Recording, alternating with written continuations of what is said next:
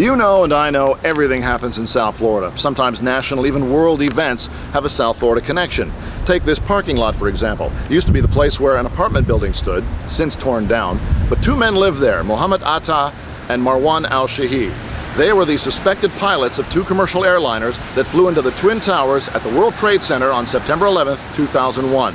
It's been well documented, of course, but it's still alarming how many Florida connections there were. Atta lived in Coral Springs, Pompano Beach, and in this apartment building at 1818 Jackson Street in Hollywood. They kept a low profile wherever they lived, understandably, given what they were plotting. There were slip-ups, though, like when Atta was stopped in Tamarack for driving with an invalid license. Some eyebrows were raised when the terrorists trained at Florida flight schools in Venice, Daytona Beach, and Opelika. But like many people, neighbors were largely unaware they were living next door to terrorists. The location became a tourist destination for some. That all ended a few years later when the building was torn down to make way for the parking lot that I showed you. They were living here just a couple of days before 9/11, and they went to a bar just around the corner to have one last night out.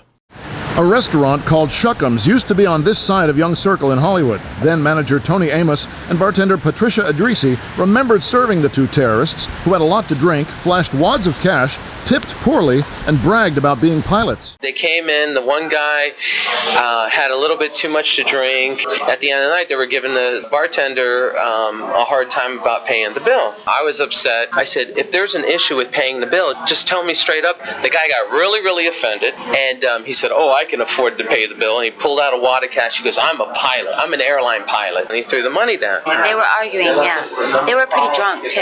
They had a lot to drink. It's crazy. It's like really close to home, too close to home. It hit close to home for a lot of people locally. Steel beams from Ground Zero and other artifacts can be found at memorials around South Florida, but many carry deeper memories. We were able to acquire a piece of the World Trade Center.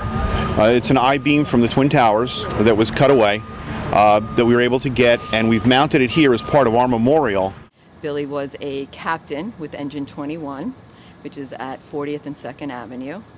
And he was one of the firemen who responded to the terrorist attacks on September 11th. He was in the North Tower, which is the One World Trade, the old One World Trade. The North Tower was the first tower hit, the second tower to collapse. We have a phrase, never forget.